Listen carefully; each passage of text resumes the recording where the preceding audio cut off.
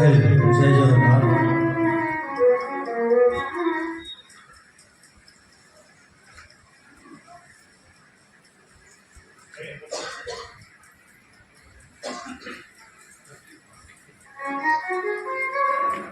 जय जगन्नाथ। जय जगन्नाथ।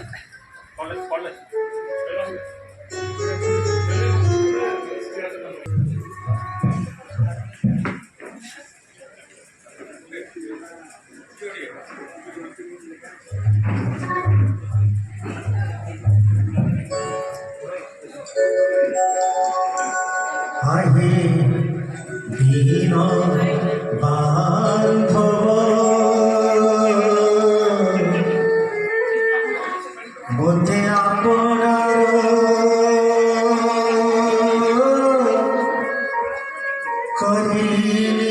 करिनियो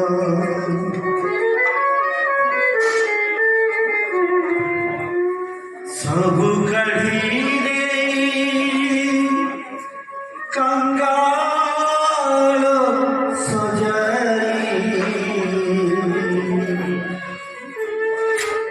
श्रीचरणे स्थान दिया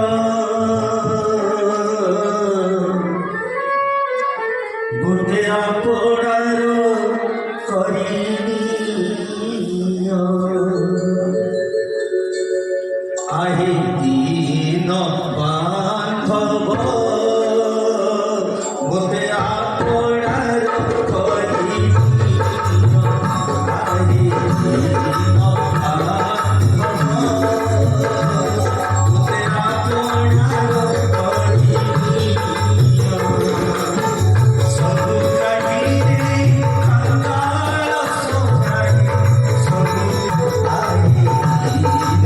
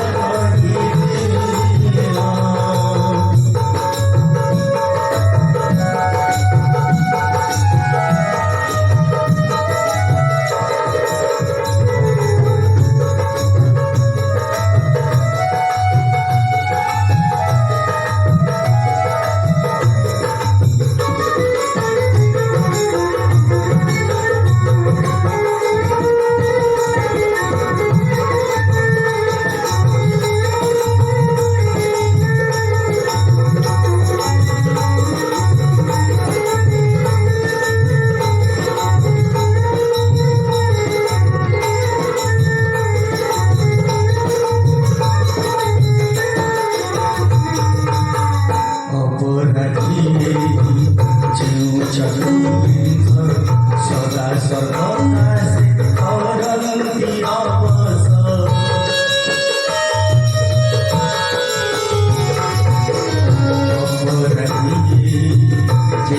चतुर्विंश सदा सर्वदा से करन्ति अवस दासी घरे किंवा कोई अक्षरस दासी घरे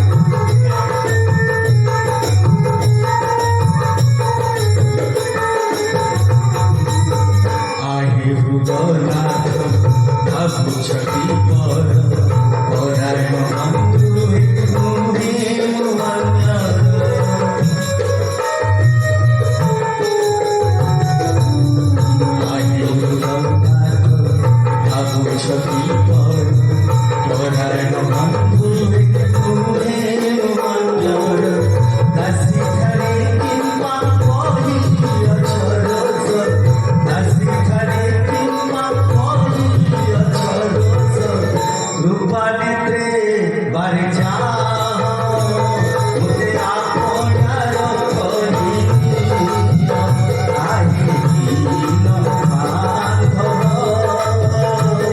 ওতে আপনার কহিয়া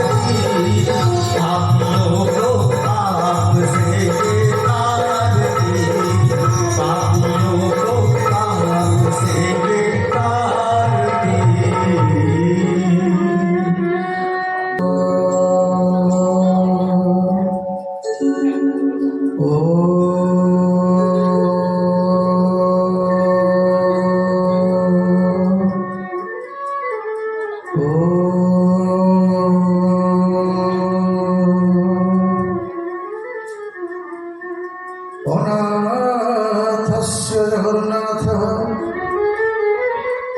নাথস্বমেন সংশয় যস্য নাথ জগন্নাথ তস্য দুঃখ প্রভু মন্নাথ শ্রী জগন্নাথ মদ্গুরু শ্রী জগদ্গুরু মদাত্মা সর্বদাত্মা তস্मै শ্রী গুরবে নমঃ। সর্বমঙ্গলে মঙ্গলে শিবে সর্বার্থ সাধিকে শরণ ত্রম্বকে গৌরী নারায়ণী নমস্তুতে। আপদাম প্রকৃতারম ততরম সর্বসম্পদাম লোকাভিরাম শ্যামম ভূয়ো ভূয়ো নমামি। মনোজমরুততুল্যবেদম জিতেন্দ্র বুদ্ধিমতা বরিষ্ঠম বাতাত্মজম বানরযথমখ্যম শ্রীরামদূতম শরণপ্রপদ্যে। আইয়ে হনুমন্ত বিরাজে কথা কহু মতি অনুসার প্রেম সহিত নদী ধর বধারি পবন কুমার। গোবিন্দ গোবিন্দ গোবিন্দ পদ গড়ছি মকরণ। গোবিন্দ গোবিন্দ গোবিন্দ পদ গড়ুছি মকরণ। সে মকরন্দ পান করি আনন্দে বল হরি হরি। সে মকরন্দ পান করি আনন্দে বল হরি হরি। হরি করাতে অন্ধ ভেড়া পারি করিবে চকারোড়া। হরি গণাতি বান্ধবেরা পারি করিবে চকাডোলা। চকারোড়াঙ্ক পয়রে মন মোর ভূমি অন্তরে। সেই চকাডোলা কবয়রে মন মোর ভূমির তরে। মন মনির অন্তরে মুহূর্ত নাম গাই দিন যাও। মনমণি তন্তরে রহু নাম গাই দিন যাও। কর সুদয়া জগন্নাথ কহিবে তোমারি চরিত। সুদয়া জগন্নাথ শুনিবু তুম্ভর চরিত। বল জগন্নাথ ভগবান কি জয়।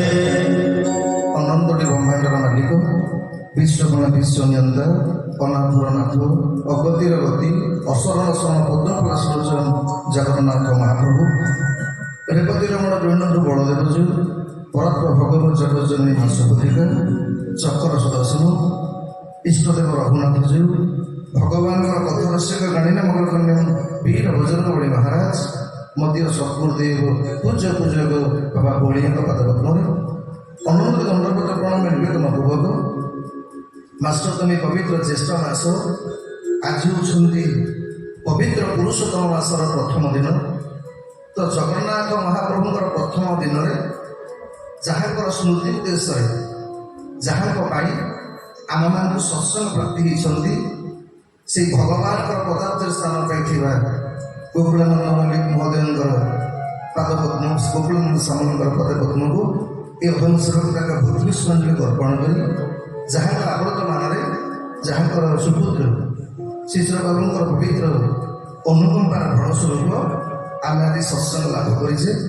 ସର୍ବପ୍ରଥମେ ଏ ପବିତ୍ର କାର୍ଯ୍ୟକ୍ରମକୁ ଆୟୋଜନ କରିଥିବା ସେଇ ଅମର ଆତ୍ମା ଗୋକୁଳାନନ୍ଦଙ୍କର ସମସ୍ତ ପରିବାରବର୍ଗ ମୋ ସହିତ ପ୍ରାଥମିକ ସହାୟକ କର୍ତ୍ତା ମୋ ସହଯୋଗୀ ରବି ବାବୁ ତଥା ମୁନା ବାବୁ ଏଯାବତ ଭଗବାନଙ୍କ ଭଜନ ମାଧ୍ୟମରେ ଆପଣମାନଙ୍କୁ ଆପ୍ୟାୟିତ କରୁଥିବା ଓଡ଼ିଶାର ଅସୁରାମଧନ କଥାବାଚକ ପ୍ରକାଶ ବେହେରା ମହୋଦୟ ଆମମାନଙ୍କ କଥାକୁ ସମସ୍ତଙ୍କ ସାମ୍ନାରେ ପହଞ୍ଚୁଥିବା ଶଙ୍କର ବାବୁ ତଥା ଜଗନ୍ନାଥ ମହାପ୍ରଭୁଙ୍କର ପବିତ୍ର ପ୍ରାଙ୍ଗଣରେ ଉପସ୍ଥିତ ସଜ୍ଜନବୃନ୍ଦ ଭକ୍ତିମତୀ ମାଆମାନେ ଏବଂ ଆପଣମାନଙ୍କ ସହିତ ମୋତେ ଯୋଡ଼ିଥିବା ମୋର ସାନ ଭଉଣୀ ଲିଲିନ ପ୍ରଭା ଏବଂ ଷଡ଼ଯନ୍ତ୍ର ମାଧ୍ୟମରେ ସହକୃତ ବନ୍ଧୁ ଆପଣମାନଙ୍କୁ ସମସ୍ତଙ୍କୁ ସେଇ ଜଗନ୍ନାଥଙ୍କ ଅନୁସ୍ୱରୂପରେ ଏ ଅଧମ ସାଗର ପ୍ରଣାମ। ଆସନ୍ତୁ, ଭଗବାନଙ୍କର ବିଶେଷ କରୁଣା ସେ ଗୋକୁଳାନନ୍ଦ ବାବୁଙ୍କ ସ୍ମୃତି ହଉ କିମ୍ବା ଶିଶିର ବାବୁଙ୍କର ଆମ ପ୍ରତି ସଦିଚ୍ଛା ହଉ, ପବିତ୍ର ପୁରୁଷୋତ୍ତମ ମାସରେ ଆମେମାନେ ଆଜି ଭଗବାନଙ୍କ କଥା ଶ୍ରବଣ କରିବାର ସୁଯୋଗ ଲାଭ କରିଛେ। ତ ଆପଣମାନେ ତ ସମସ୍ତେ ବାଟ ମଙ୍ଗଳାରେ ଯେତେବେଳେ ଗୁଣ୍ଡିଚା ଘରେ ଜଗନ୍ନାଥ ମହାପ୍ରଭୁଙ୍କର କଥା ହେଲା ବେଳେ ଆପଣ ସମସ୍ତେ ଜାଣିଥିବେ। ତେଣୁ ଭଗବାନଙ୍କର କଥା ଶ୍ରବଣ କରିବାର ନିୟମ ହେଉଛି କ'ଣ ନା ଆଦି ପ୍ରାନ୍ତେଜ ମଧ୍ୟେଶ ହରିଶ୍ରବଦ୍ରେ ବିହତେ। ଅର୍ଥ ଭଗବାନଙ୍କ କଥାଟା ଶ୍ରବଣ କରିବାର ପୂର୍ବରୁ, ଶ୍ରବଣ କରିବାର ମଝିରେ ଏବଂ ଶ୍ରବଣ କରିବାର ପରେ ନାମ କୀର୍ତ୍ତନ କରିବାର ବିଧି। ତ ସେଇ ପରମ୍ପରାକୁ ବଜାୟ ରଖି ଦୁଇବାର ଆପଣମାନଙ୍କ ସହିତ ନାମ କୀର୍ତ୍ତନ କରିବେ। ତାପରେ ଯେତିକି ଆପଣମାନେ ଆମକୁ ସମୟ ଦେବେ, କାହିଁକି ନା ଶଙ୍କରାଚାର୍ଯ୍ୟଙ୍କ ମତରେ ନଳିନୀ ଦଳଗତ ଜଳମତି ତରୁଣ ତତ ଜୀବନ ଅତିଶୟ ଚଞ୍ଚଳ କ୍ଷଣମିହ ସଜନ ସଂଗତି ରେଖା ଭବତୀ ଭବାନବ ତରୁଣୀ ରହୁକା। ଏ ମାନବ ଜୀବନରେ ନଳିନୀ ଦଳଗତ ଜଳମତି ତରୁଣ। ମନେକର ଆମେମାନେ ଜନ୍ମ ନ ହେବାର 10 ମାସ ପୂର୍ବରୁ ଆମକୁ ଦୁନିଆକୁ ଖବର ହେଇଯାଏ। ମନେକର କେହି ସିନା ଜାଣିପାରନ୍ତିନି, କିନ୍ତୁ ମା ଜାଣିପାରେ ଯେ ମୋ ଗର୍ଭ ଗୋଟେ ସନ୍ତାନ ଆସୁଛି। ଆମେମାନେ ଜନ୍ମ ହେବାର 9 ମାସ ପୂର୍ବରୁ ଏ ଦୁନିଆ ଜାଣିଯାଏ ଆମେ ସଂସାରକୁ ଆସୁଛେ। କିନ୍ତୁ ଭଗବାନଙ୍କର ବିଚିତ୍ରତା, ଆମେ କୋଉଦିନ ସଂସାର ଛାଡ଼ିବା ମିନିଟ ପୂର୍ବରୁ ଜଣାପଡ଼ିବନି।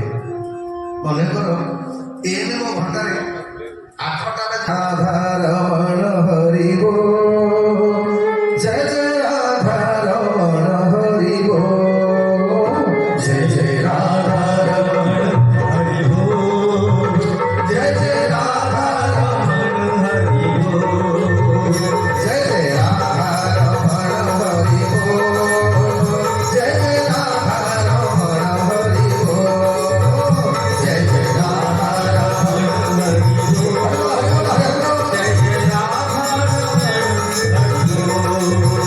जय जय राधा रमण हरि बोल जय जय राधा रमण हरि बोल जय जय राधा रमण हरि बोल, जय जय राधा हरि बोल हरि बोल हरि बोल हरि बोल हरि बोल, हरि बोल, हरि बोल, हरि जय हो हरि बोल हरि बोल हरि बोल हरि बोल बोल जगन्नाथ भगवान की। ଆପଣମାନେ ଶୁଣିବେ, ପବିତ୍ର ସୂର୍ଯ୍ୟବଂଶ ଜଣେ ରାଜା ଥିଲେ ମଣ୍ଡଳରେ ଭାରତ ବର୍ଷରେ, ମତେ ସେଇଠି ବସେଇଦେବ। ଅର୍ଥ କ'ଣ? ଆଜ୍ଞା ସ୍ୱର୍ଗରେ ସବୁ ସୁଲଭ, କିନ୍ତୁ 6ଟା ପଦାର୍ଥ ଆଜ୍ଞା ସ୍ୱର୍ଗରେ ମିଳେ। ବୋଲେ ନାଗବଲ୍ଲୀ ଖୁରସ ସତସଙ୍ଗ ହରି କଥା।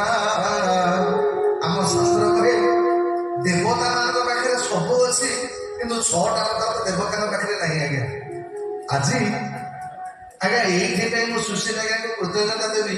କାହିଁକି କହିଲେ, ମାନେ ଜଣଙ୍କର ବାପାଙ୍କ ପ୍ରତି ଆମେ ଶ୍ରାଦ୍ଧ ଶବ୍ଦର ଅର୍ଥ କ'ଣ? ଆଜ୍ଞା ଶ୍ରାଦ୍ଧ ଶବ୍ଦର ଅର୍ଥ ଆମେ ଭାବୁଛେ ବ୍ରାହ୍ମଣ ମାନଙ୍କୁ ଡାକିବା, ଜ୍ଞାତି କୁଟୁମ୍ବ ମାନଙ୍କୁ ଡାକିବା, ୟା ନାଁଟା ହଉଛି ଶ୍ରାଦ୍ଧ। ଆଜ୍ଞା ଶ୍ରାଦ୍ଧର ଅର୍ଥ ସେଇଆ ନୁହଁ। ଶ୍ରାଦ୍ଧର ଶବ୍ଦ ହଉଛି ଶ୍ରଦ୍ଧା। ମାନେ ଆମେ ଆମ ପିତୃପୁରୁଷ ଆମ ବାପା ମାଙ୍କୁ କେତେ ଭଲ ପାଉଛେ, ୟା ନାଁଟା ହଉଛି ଆଜ୍ଞା ଶ୍ରାଦ୍ଧ। ଅବଶ୍ୟ ଆପଣମାନଙ୍କ କଥା କହୁନି, କିନ୍ତୁ ଏବେ ସମାଜର ନିୟମ ଯାହା ହେଲାଣି, ଆଉ ବାପା ମାଙ୍କୁ ମାନେ ଭଲ ପାଇବାଟା ଆଜ୍ଞା ପରିବେଶର ପରିସ୍ଥିତି ସହିତ ଏବେ ଆସ୍ତେ ଆସ୍ତେ କମି କମିକି ଯାଉଛି। ଏବେ ତ ଅଧିକାଂଶ ଜାଗାରେ ଆଗ ମାନେ ସତ ହଉଛି ବାହାଘର ପୂର୍ବରୁ ଯେ ଯଦି ଶାଶୁ ଶ୍ୱଶୁର ଥିବେ ସେ ଘରକୁ ଆଉ ବାହା ହେବାକୁ ଝିଅ ରାଜି ହଉନାହାନ୍ତି। ଆଜ୍ଞା ମାନେ ଆପଣମାନଙ୍କ କଥା ମୁଁ କହୁନି, କିନ୍ତୁ ମାଳିକାର ମହାପୁରୁଷ ମାନେ ଯାହା କହିଛନ୍ତି ଯେ ଯିଏ ଜୀବନ୍ତ ଦେବତା ଆମେ ସେମାନଙ୍କ ପୂଜା ଭୁଲି ଯାଉଛେ। ଏବେ ମନ୍ଦିର ସଂଖ୍ୟା ଆଜ୍ଞା କମ୍ ନାହିଁ, ଯୋଉଠି ଦେଖିବା ଆଜ୍ଞା ବହୁତ ମନ୍ଦିର ମଠ, ଏମାନଙ୍କ ସଂଖ୍ୟା ବଢିଛି ଏକ ସତ, କିନ୍ତୁ ଯେ ପ୍ରକୃତ ଦେବତା ତାଙ୍କ ପୂଜା କରିବାକୁ ଭୁଲି ଯାଇଛି। ପରମ ଭାଗବତରେ ଏକାଦଶ ସ୍କନ୍ଧରେ ଉଦ୍ଧବ ପଚାରିଲେ, କହିଲେ ଠାକୁରେ ଏ କଳିଯୁଗରେ ଆପଣ ଅବତାର ହେବେନି, ଏ କଳିଯୁଗ ପାଇଁ ଜୀବନ୍ତ ଦେବତା କିଏ? ଆଜ୍ଞା ଭାଗବତ ଏକାଦଶ ସ୍କନ୍ଧ ପ୍ରମାଣ କରେ 4 ଜଣ ହଉଛନ୍ତି ଜୀବନ୍ତ ଦେବତା। କହିଲେ ଗୁରୁ ବ୍ରାହ୍ମଣ ପିତା ମାତା ଏ 4 ଜୀବନ୍ତ ଦେବତା। ଗୋବିନ୍ଦ ଗୋବିନ୍ଦ ଗୋବିନ୍ଦ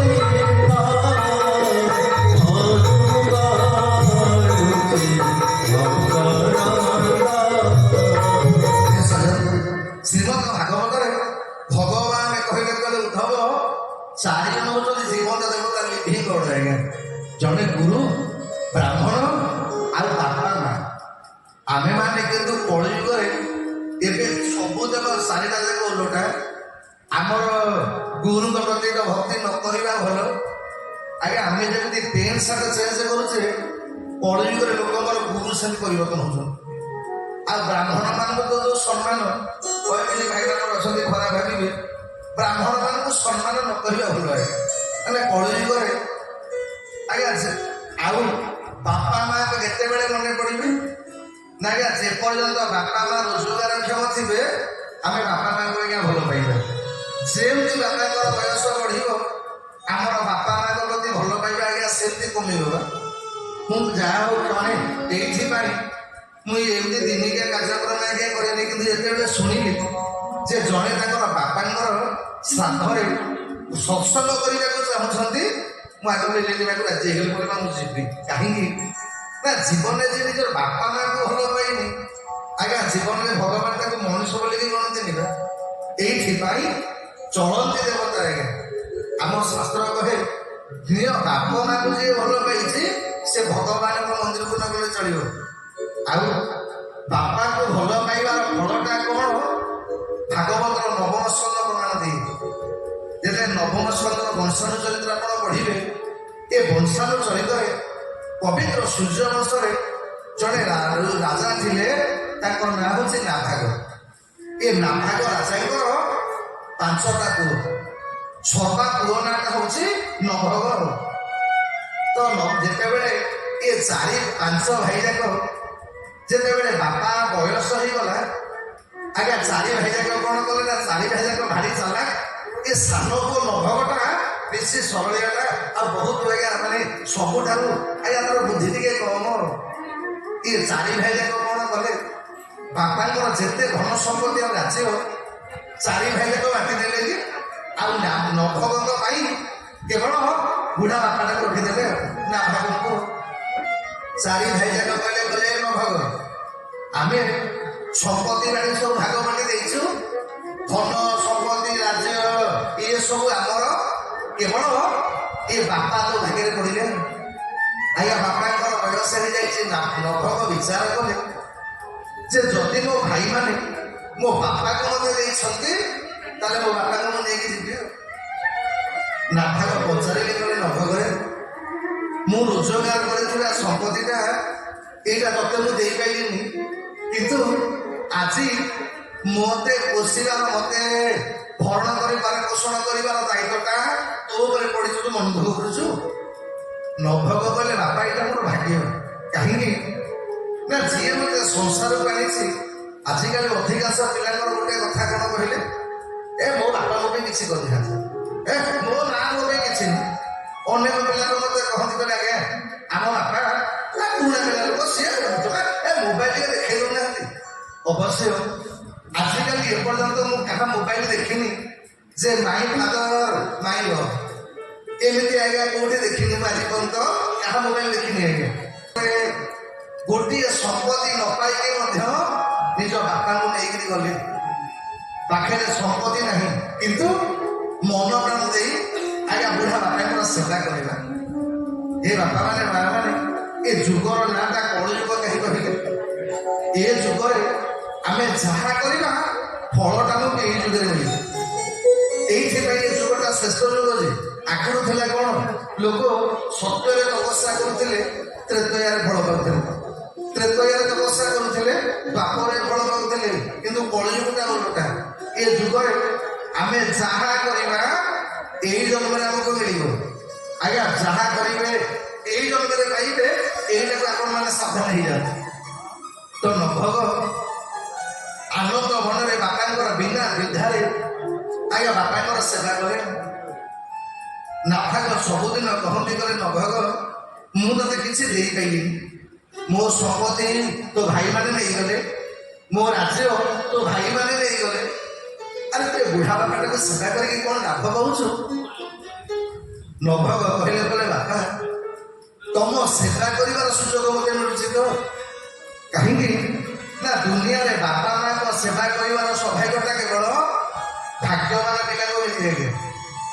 ରାମାୟଣରେ ଭଗବାନ ରାମ କହିଛନ୍ତି ବୋଲେ ସଂସାରରେ ଭାଗ୍ୟବାନ କିଏ ଜାଣିଛ ନା? ସୁନୁ ଜନନୀ ଶୋଇ ସୁତ ବଡ଼ ଭାଗୀ ଯୋନି ତୁମେ ଚରଣୁରାଗୀ। ଶ୍ରୀ ରାମ ଜୟ ରାମ ଜୟ ଜୟ ରାମ, ଶ୍ରୀ ରାମ ଜୟ ରାମ ଜୟ ଜୟ ରାମ। बोल भगवत भगवान की जगତରେ ସେଇ ହଉଛି ଭାଗ୍ୟବାନ ଯିଏ ନିଜ ବାପା ମାଙ୍କ ବଚନକୁ ପାଳନ କରିଛି। ବାପା ଯାହା କହିବେ ଆଜ୍ଞା ଅନେକ ଆମେ ଯୋଉମାନଙ୍କୁ ବାପାଙ୍କ ଗାଳିଟା ଭଲ ଲାଗିବନି ଆପଣ ଜାଣିବେ ସେମାନଙ୍କ ଜୀବନଟା ଅନ୍ଧାର ହେଇଗଲା। ତେଣୁ ଆଜି ନାଭାଗ ତାଙ୍କ ପୁଅର ସେବା ଦେଖିଲା ପରେ କହିଲେ ବାପାରେ ମୁଁ ତ ତତେ ଧନ ଦେଇପାରିବିନି କିନ୍ତୁ ଗୋଟେ କାମ କରିପାରିବୁ ନା କଣ? ନା ଶୁଣୁ ଏଇ ପାଖରେ ରୁଦ୍ରମାନେ ଯଜ୍ଞ କରୁଛନ୍ତି, ମରୁତ ରାଜା ଯଜ୍ଞ କରୁଛି, ଆଉ ସେ ଯଜ୍ଞରେ କିଛି ଯଜ୍ଞର ଅବଶିଷ୍ଟ ବଞ୍ଚି ଯାଇଛି ସେ ଯଜ୍ଞ ସ୍ଥଳୀରେ, ତମେ ସେଇତକ ଧନ ଆଣ, ସେଇଟା ତମ ପରିବାର ପ୍ରତିପୋଷଣ ହବ। ଆଜ୍ଞା ନଭଗ ନିଜ ବାପାଙ୍କ କଥା ମାନି ଗଲେ ଯେତେବେଳେ ଯଜ୍ଞରୁ କିଛି ଆଣିବା ପାଇଁ, ତ ଯଜ୍ଞର ଯୋଉଟା ବଳକା ଜିନିଷଟା ଏଇଟା ହଉଛି ରୁଦ୍ରଙ୍କର ଭାଗ୍ୟ ଥାଏ।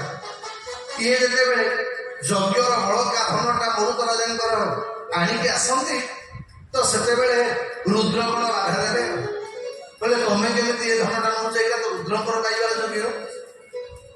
ନଭଗ କହିଲେ ମୁଁ ବି ନଉନି, ମୋ ବାପା ମତେ କହିଛନ୍ତି ମୋ ବାପାଙ୍କର ପ୍ରତିପୋଷଣ ପାଇଁ ମୋ ପାଇଁ ଧନ ଦରକାର, ଏଇଥିପାଇଁ ମୁଁ ନଉଛି। ମୋ ନିଜର ଖର୍ଚ୍ଚ ପାଇଁ ମୁଁ ନଉନି, ମୋ ବାପାଙ୍କ ପାଇଁ ନଉଛି।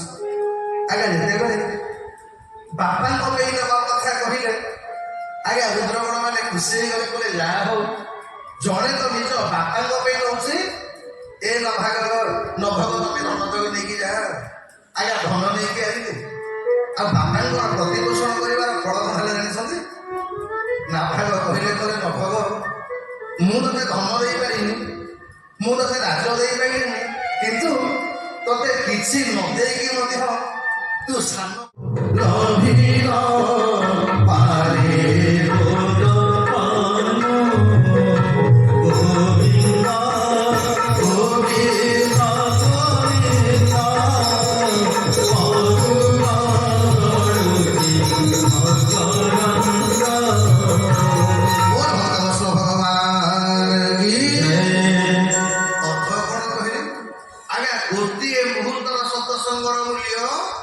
ଜନ୍ମ ଜନ୍ମାନ୍ତର ସାଧନା ଭଜନ ଇଏ ସବୁକୁ ପଛରେ ପକେଇଦବ। ନାରଦଙ୍କୁ ଦେଖିଲା ପରେ ଇଏ ଚନ୍ଦ୍ରନା ସୁଦର୍ଶନ ଯୋଉ ସିଧା ଯାଉଥିଲେ ନାରଦଙ୍କ ଚାରିପଟେ ଯାକ ବୁଲିଲେ। ଦୁର୍ବାସା କାନ୍ଦିଲେ। ନାରଦ ପଚାରିଲେ କି ଦୁର୍ବାସା କଣ ବି ଏମିତି ତମେ ଲୁଗାପଟା ଖୋଲିକି ଭିତର ତରକାରୀ ଦୌଡୁଛ? ଦୁର୍ବାସା କହିଲେ ଯାଇଥିଲି ଅମରେଶ୍ୱର ଭୋଜନ କରିବା ପାଇଁ, ମୁଁ ଅମରେଶ୍ୱର ଅଭିଶାପ ଦେବି, ଏବେ ଚନ୍ଦ୍ରମ ପଛରେ ଗୋଡେଇଛି କରିବି କଣ? ନାରଦ କହିଲେ ହୋଇବ, ତମେ ଦୋଷ କରିବ ଭଗବାନ ବିଷ୍ଣୁଙ୍କର ଆଉ ଭୁଲ ମାଗିବ ଯାଇକି ବ୍ରହ୍ମାଙ୍କର। ଆମେ ଯେମିତି ଆଜ୍ଞା କଳିଯୁଗରେ ମଣିଷ ବାପା ମାଙ୍କୁ ଘର ତୋଳିଦେବ, ଏପଟେ ଭଗବାନଙ୍କ ପାଖରେ ଯାଇକି ମୁଣ୍ଡିଆ ମାରିବ। ଭଗବାନଙ୍କୁ ମୁଣ୍ଡିଆ ମାରିବ, ପ୍ରଭୁ ଏ ମୋର ଭୁଲ ହେଇଥିବ ଦେଖ ମାତ୍ର। ଭଗବାନ କହିବେ ଦୋଷ କରିବ ଗୋଟେ ଜାଗାରେ ଭୁଲ ମାଗିବ ଆସିକି ମତେ, ଏଣୁ ହେ ବାପା ମାନେ ମା ମାନେ ଯାହା ପାଖରେ ଦୋଷ କରିଛ ତାକୁ ହିଁ ଭୁଲ ମାଗିଲେ ସିନା ଆଜ୍ଞା ଆପଣ ମାନେ କ୍ଷମା ପାଇବେ। ଦୁର୍ବାସା କହିଲେ କରିବି କଣ କହ? ନା ମତେ ଦେଲେ କହିଲେ ଯା ଭଗବାନ ବିଷ୍ଣୁଙ୍କ ପାଖକୁ ଦୌଡ଼। ଆଜ୍ଞା ଜୀବନ ବିକଳରେ ଦୁର୍ବାସା ଭଗବାନ ବିଷ୍ଣୁଙ୍କ ପାଖରେ ପହଞ୍ଚିଲେ, କହିଲେ ଭୋନାଥ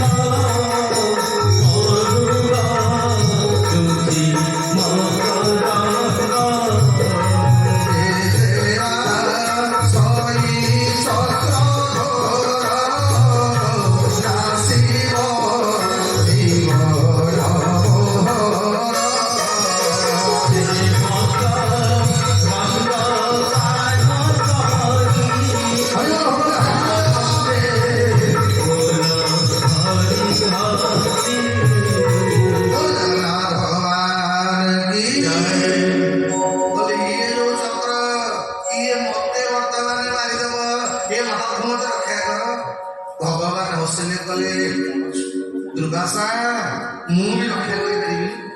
ଦୁର୍ବାସା ଗୋଡ଼ ତଳେ ପଡ଼ିଗଲା ପରେ ପ୍ରଭୁ ଚକ୍ର ବା ଆପଣଙ୍କର, ଆପଣ ରକ୍ଷା କରିପାରିବେ, ରକ୍ଷା କରିବ କି? ଭଗବାନ କହିଲେ ଶୁଣ ଏବେ ଚକ୍ରଟା ଆଉ ମୋ ଅଧୀନରେ ନାହିଁ, ଏବେ ତୋ ଭକ୍ତଙ୍କ ଅଧୀନରେ ସେ ଅଛି।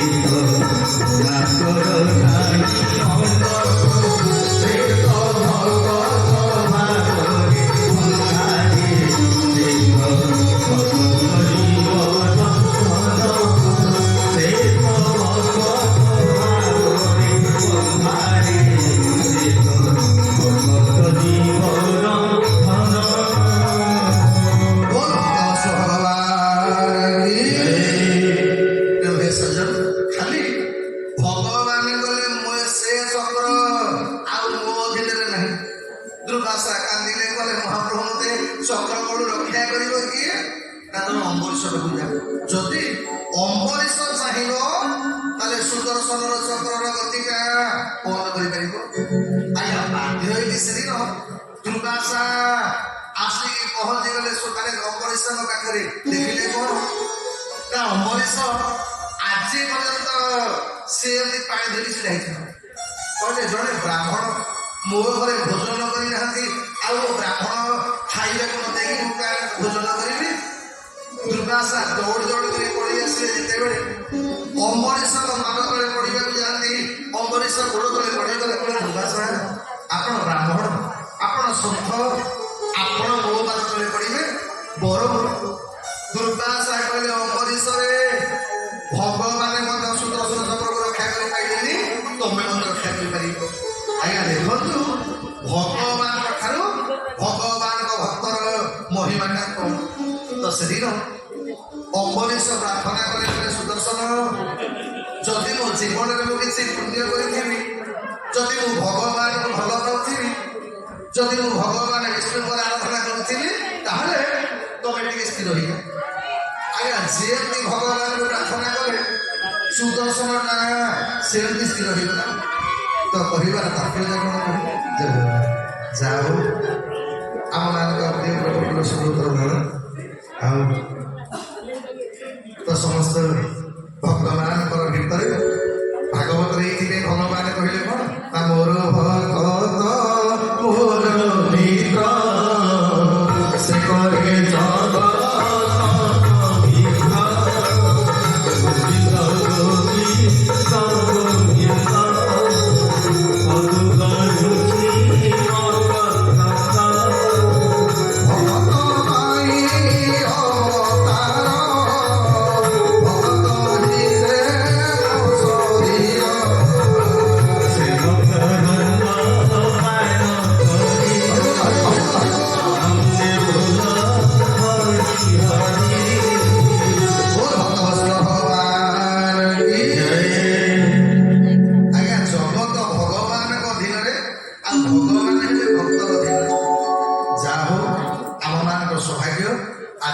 ସତ୍ସଙ୍ଗରେ ଆମେ ଆମର ମାନ୍ୟବର ଯିଏ ହେଉଛନ୍ତି ପୂର୍ବତନ ବିଧାୟକ ଖାଲି ନୁହଁ, କଟକ ସହରର ସମସ୍ତଙ୍କର ବର୍ତ୍ତମାନଙ୍କ ଭିତରେ ଆଜ୍ଞା ମାନେ କଟକ ସହରର ସମସ୍ତ ହୃଦୟରେ ଯିଏ ଆଜ୍ଞା ପ୍ରକୃତ ନେତା ଆମର ପ୍ରଭାତ ବିଶ୍ୱାଳ ମହୋତ୍ସବଙ୍କୁ ଆମନ୍ତ୍ରଣ ଜଣାଉଛି, ତା ସହିତ ସୁବ୍ରତ ବେଳେକି ଆମନ୍ତ୍ରଣ ଜଣାଉଛି। জীবন এ সংসারে যেথায় পর উপকারে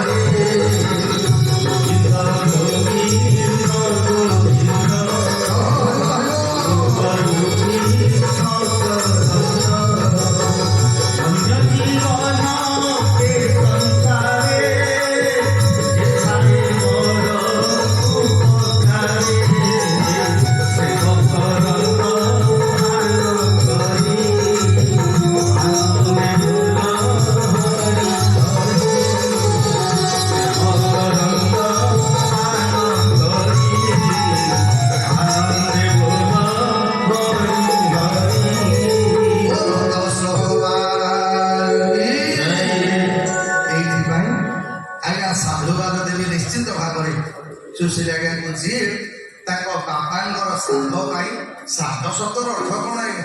ଆଜ୍ଞା ମାଳିକା କହିଲା ଭଳିଆ କଳିରେ ଅନେକ ଲୋକ ଭାବନ୍ତି ଯେ ପିତୃପୁରୁଷଙ୍କ ଅସ୍ଥି ନେଇକି ଆମେ ଗଙ୍ଗାରେ ବିସର୍ଜନ କରିଦେଲୁ, ସରିଗଲା, ଆଉ ଶ୍ରାଦ୍ଧ କଥା କିଏ ବ୍ରାହ୍ମଣ ମାନେ ଗୋଟେ ଶାସ୍ତ୍ର ପଢିଛନ୍ତି, ସେ କଥା ନୁହେଁ। ନିଜ ଜୀବନରେ ଆମର ଯୋଉଟା ଗୋଟେ ବର୍ଷ ପିତୃପୁରୁଷର ସେଟା ଗୋଟେ ଦିନ ଆଜ୍ଞା। ତେଣୁ ଆମେ ପ୍ରତ୍ୟେକ ବର୍ଷ ଆମ ବାପା ମାଙ୍କ ଶ୍ରାଦ୍ଧରେ ତାକୁ ମନେ ପକେଇବା ଅର୍ଥ କଣ? ପ୍ରତ୍ୟେକ ଦିନ ଆମ ବାପା ମାଙ୍କୁ ମନେ ପକେଇ ଜଗନ୍ନାଥ ମହାପ୍ରଭୁ ଆଜ୍ଞା ଜଗତର ଠାକୁର ବା, ତାଙ୍କର ବାପା ମା କେହି ନାହାନ୍ତି ଆଜ୍ଞା, ସିଏ ତ ଜଗନ୍ନାଥ, ତାଙ୍କର ବାପା ମା ସିଏ କଣ, କିନ୍ତୁ ମହାପ୍ରଭୁ କହିଲେ ମୁଁ ମଧ୍ୟ ଯେତେ ଥର ଅବତାର ହେଇକି ଆସିଛି ମୋ ବାପା ମାଙ୍କୁ ଶ୍ରାଦ୍ଧ ଦଉଛି। ଆମର କାର୍ତ୍ତିକ ମାସରେ ଆମେ ଶ୍ରାଦ୍ଧ ଦଉ ଆଜ୍ଞା, ଦେବ ଦୀପାବଳିରେ ଆମେ ଶ୍ରାଦ୍ଧ ଦଉ। ଆଉ ଜଗନ୍ନାଥ ମହାପ୍ରଭୁ ତାଙ୍କ ବାପା ମାଙ୍କୁ ଯଦିଓ ଜଗନ୍ନାଥଙ୍କର ବାପା ମା କେହି ନାହାନ୍ତି, ଜଗତକୁ ତିଆରି କଲା ବାଲା, କିନ୍ତୁ ମଣିଷକୁ ଆମ ମାନଙ୍କୁ ଶିକ୍ଷା ଦେବା ପାଇଁ କହିଲେ ଦେଖ ତମେ ତମ ବାପା ମାଙ୍କୁ ପଛରେ ଭୁଲି ଯାଉଛ, ମୁଁ କିନ୍ତୁ ମୋ ବାପା ମାଙ୍କୁ ଭୁଲୁନି ବା। ଆଜ୍ଞା ତା ମାର୍ଗଶିର ମାସରେ ମୋ ମହାପ୍ରଭୁଙ୍କର 3 ଦିନ ଗୋଟେ ବେଶ ହୁଏ ଆଜ୍ଞା, ଶ୍ରାଦ୍ଧ ବେଶ। ଆମର ଯେମିତି ପୁରୋହିତ ଆସନ୍ତି, ଜଗନ୍ନାଥ ମହାପ୍ରଭୁଙ୍କର ମଧ୍ୟ ସେମିତି ପୁରୋହିତ ଅଛନ୍ତି ଆଜ୍ଞା। ଆଉ ଯାହାକୁ ଦେଉଳ ପୁରୋହିତ କହନ୍ତି, ଏବେ ସିଦ୍ଧେଶ୍ୱର ମହାପ୍ରଭୁ ଅଛନ୍ତି ଆଜ୍ଞା ଜଗନ୍ନାଥଙ୍କ ପୁରୋହିତ। ପ୍ରତ୍ୟେକ ମାର୍ଗଶିର ମାସର 3 ଦିନ ଆଜ୍ଞା, ଗୋଟେ ହଉଛି ଚତୁର୍ଦ୍ଦଶୀ ମାନେ କୃଷ୍ଣ ପକ୍ଷ ଚତୁର୍ଦ୍ଦଶୀ, ଅମାବାସ୍ୟା, ଆଉ ଗୋଟେ ହଉଛି ଆଜ୍ଞା ପ୍ରତିପଦା। ଏ 3 ଦିନ ଜଗନ୍ନାଥ ମହାପ୍ରଭୁ ଶ୍ରାଦ୍ଧ ଦେବେ ଆଜ୍ଞା।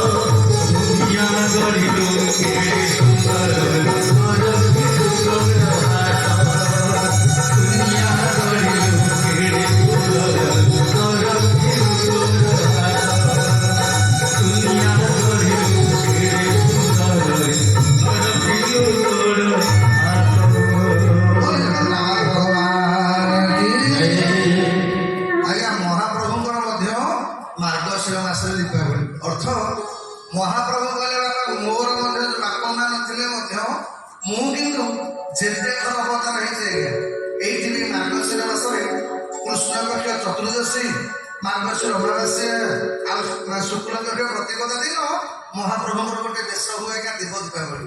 ଏଇଥିରେ ଆଜ୍ଞା ଯେତେ ଥର ଭଗବାନ ଆମର ଅବତାର ହେଇଛନ୍ତି, ପ୍ରଥମ ଦିନ ସତ୍ୟଯୁଗର ବାପା ମା କଶ୍ୟପ ଆଉ ଅଦିତିକି ଶ୍ରାଦ୍ଧ ଦିଅନ୍ତି।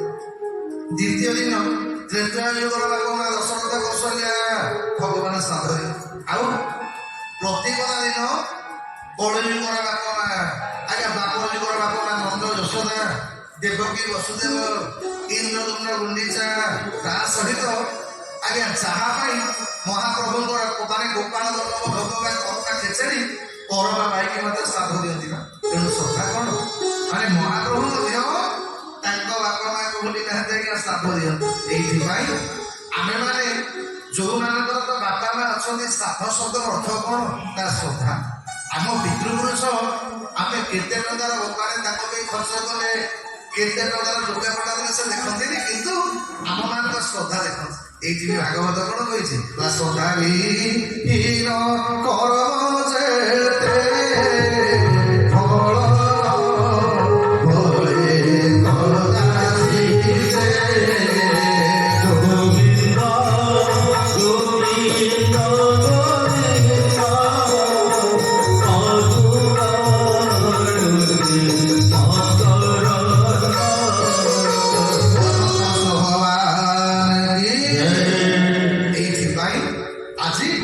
ପବିତ୍ର ହଉଛି ପୁରୁଷୋତ୍ତମ ମାସ ଅର୍ଥଗ୍ରହଣ କହିଲେ। ଆଗରୁ ଆକୁ ମଳ ମାସ ବୋଲିକି କହୁଥିଲେ ଆଜ୍ଞା। ଯେତେବେଳେ ସବୁ ମାସର କିଛି କିଛି ମହତ୍ଵ ଅଛି, 3 ମାସରେ ଥରେ ଏ ଅଧି ମାସ ପଡେ ବୋଲି ୟା ନାଁଟା ମଳ ମାସ ହେଲା। ଜଗନ୍ନାଥ ପାଖରେ ମାସ ଦେଖି କାନ୍ଦିଲା କଲା ଠାକୁରେ କୋଉ ମାସ ସବୁ ମାସ ପାଇଁ ଆପଣ ମାନେ ଦାୟିତ୍ୱ ନେଇଗଲେ, ଆଉ ମୁଁ ଯୋଉଟା କହିଲି ମତେ ସବୁବେଳେ ମଳ ବୋଲିକି କହିଲେ। ଆଜ୍ଞା ଭଗବାନ ସବୁ ସହ କରିପାରନ୍ତି, କିନ୍ତୁ କାହାର ଲୁହ ସହ କରିପାରନ୍ତିନି। ଆଜ୍ଞା ଭଗବାନଙ୍କର ଶ୍ରେଷ୍ଠ ସବୁ ଜାଣିଛନ୍ତି। ଭଗବାନଙ୍କ ପାଖରେ ଯିଏ ଲୋକଟା କାନ୍ଦିଦବ ଓ ଠାକୁର ତାକୁ ସହ୍ୟ କରିପାରନ୍ତି।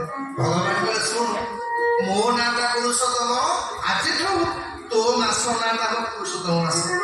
ତୋ ମାସରେ ସିନା ବାହାଘର ବ୍ରତଘର କିଛି ହେଇପାରିବନି, କିନ୍ତୁ ତୋ ମାସରେ ଯିଏ ଭଜନ କରିବ, ତୋ ମାସରେ ଯିଏ ଜପ କରିବ, ତୋ ମାସରେ ଯିଏ କଥା ଶ୍ରବଣ କରିବ, ସବୁ ମାସରେ ଯେତିକି ଫଳ 12 ଗୁଣ ଅଧିକା ଫଳ ପାଇବ। ଆଜ୍ଞା ଏଇଥିପାଇଁ ଏଇ ପୁରୁଷୋତ୍ତମ ମାସରେ ଆପଣମାନେ ଯୋଉ କାମ କରିବେ ଅନେକ ପୁଣ୍ୟ ଫଳ ହବ। ତତ୍ସହିତ ଯାହାଙ୍କର ପୁଣ୍ୟ ସ୍ମୃତି ଚାଳନ କରିବା ପାଇଁ ଏ ଶ୍ରାଦ୍ଧ ଉତ୍ସବ ଆୟୋଜନ ହେଇଛି, ନିଶ୍ଚିତ ଭାବରେ ସେ ଭଗବାନଙ୍କ ପଦ ପ୍ରାପ୍ତି ହେଇଥିବେ। କାହିଁକି କହିଲେ ଆଜ୍ଞା ଜଣେ ଲୋକ ମାନେ ଦେହ ପ୍ରାପ୍ତି ହେଲା ପରେ ତାକୁ ଆମେ ଯୋଉଟା ଦବା ସେଟା ସେ ପିତୃଲୋକରେ ଆଜ୍ଞା ପ୍ରାପ୍ତି ହଉଛି। ଆମମାନଙ୍କର ଅନେକଙ୍କର ଧାରଣା କ'ଣ ଆଜ୍ଞା? ଏଇଥିପାଇଁ ଆମର ଶାସ୍ତ୍ର ମନା କରିଛି, ଜଣେ ଲୋକ ଖରାପ ହେଇଗଲା ପରେ ଏକ୍ସପାୟାର କରିଗଲା ପରେ ତା ପାଇଁ ବେଶୀ କାନ୍ଦିବା କଥା ନୁହଁ। କାରଣ କ'ଣ କରି ଆପଣ ଆମର ଯେମିତି ଗୋଟେ ଅନ୍ଧବିଶ୍ୱାସ ନାହିଁ, ଯିଏ ଖରାପ ହେଇଗଲା ସେ ବର୍ଷେ ପର୍ଯ୍ୟନ୍ତ ମନ୍ଦିରକୁ ଯିବନି।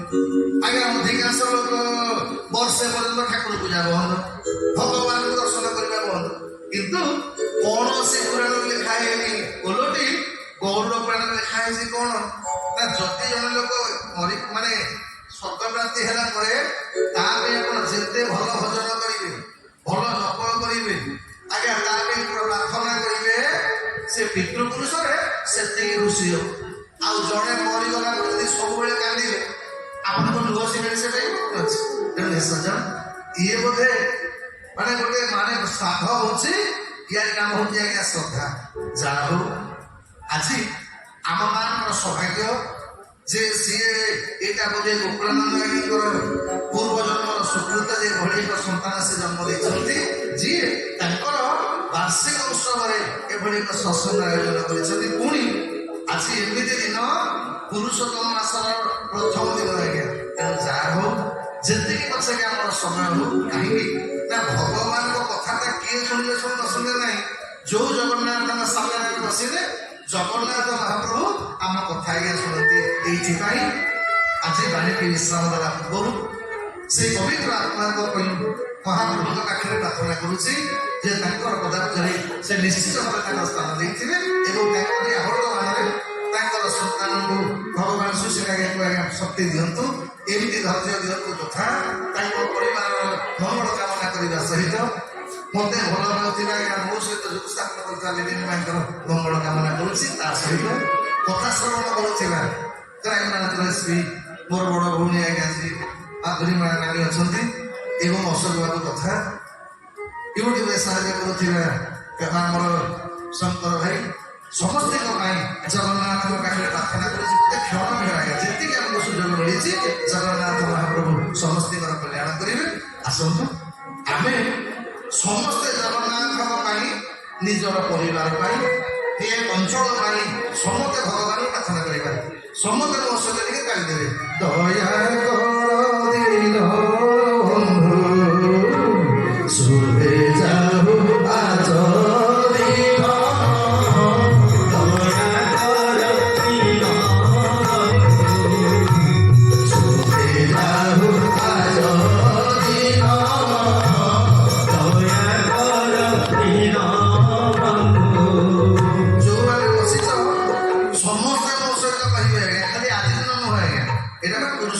ଜଗନ୍ନାଥଙ୍କ ମାସ ଏ ମାସରେ ଯୋଉ ପୁଣ୍ୟଟା କରିବେ ଏଇଟା ସାରା ଜୀବନ ଆମ ସାଙ୍ଗରେ ରହିବ।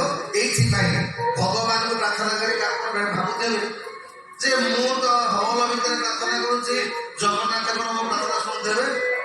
ଆଜ୍ଞା ଜଗନ୍ନାଥଙ୍କ ନାଁଟା ହଉଛି ଚକ୍ଷୁଷ୍ର ଅର୍ଥ କଣ କହିଲେ? ଆପଣ ଯୋଉଠି ଡାକନ୍ତୁ ମୋ ମହାପ୍ରଭୁ ଆପଣ ଡାକ ଶୁଦ୍ଧ ହବ। जोड़ी तुम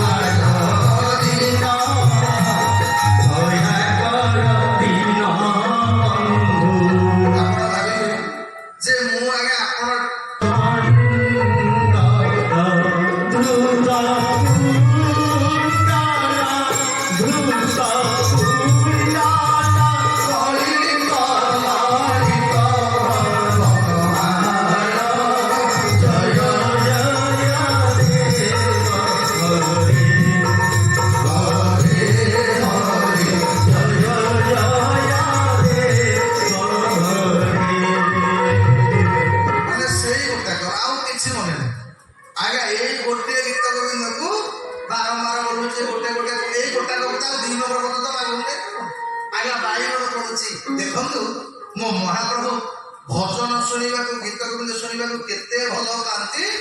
ବାଇଗଣ ବିଲ ପଛ ଗୋଟେ ବୁଲୁଛନ୍ତି ଇଏ ବୁଢୀ ଯୋଉ ଯୋଉ ବାଟ ଦେଇକି ଯାଉଛି ଜଗନ୍ନାଥ ସେଇ ବାଟ ବାଇଗଣ ଗଛରେ କଣ୍ଟା ଲାଗିକି ଜଗନ୍ନାଥଙ୍କର ପାଟ ଲୁଗା ଜିନିଷ ସାଇଲେଣି ଖଣ୍ଡୁଆ କାଟ ସିଏ ଯାଇକି କୋଉ ଗଛରେ ଲାଗିଲାଣି ଏଇଟା ଜଗନ୍ନାଥଙ୍କର ମନେ ନାହିଁ ଗୀତ ଗୋବିନ୍ଦ ଶୁଣୁଛନ୍ତି। ଏପଟେ ଯେବେ ରାତି ପାଇଲା ଆଜ୍ଞା ମନ୍ଦିର ପହଡ଼ ଖୋଲିଗଲା ଭିତରୁ ମହାପାତ୍ର ଖୋଲିଲେ କବାଟ ଗଲା ବେଳକୁ ମହାପ୍ରଭୁଙ୍କର ଦେଖାଗଲା କଣ ଖଣ୍ଡୁଆ କାଟ ନାହିଁ ପାଟ ଲୁଗାଟା ଚିରି ଯାଇଛି ଦେହ ଯାକ ବାଇଗଣ କଣ୍ଟା ସାଙ୍ଗେ ସାଙ୍ଗେ ପାଟ ଖଣ୍ଡୁଆ ଗଲା କୁଆଡେ ପାଟ ଲୁଗା ଚିରିଲା କି ଏମିତି ଆଜ୍ଞା ତାଙ୍କ ଭିତରେ ଚାଲିଛି ଗଜପତି ସେପଟେ ରାଜାଙ୍କ ଖବର ରାଜାଙ୍କ ଖବର ଗଲା ରାଜା ଆସିଲେ ସବୁ ସେବାୟତଙ୍କୁ ପଚାରିଲେ କାହିଁ କହିଲେ ଆମ ଜଗନ୍ନାଥଙ୍କ ମନ୍ଦିରରେ ଯିଏ ତାଲା ପକେଇବ ସେ ତାଲା ଖୋଲିବନି ଆଜ୍ଞା।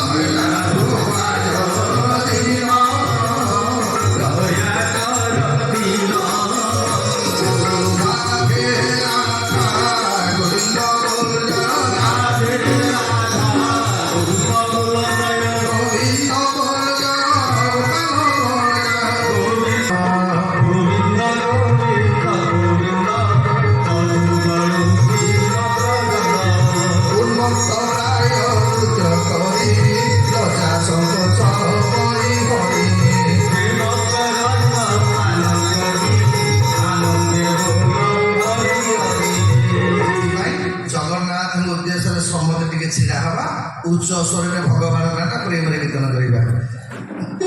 ରାଧେ ରାଧେ ରାଧେ ରାଧା ଗୋବିନ୍ଦ ବୋଲ।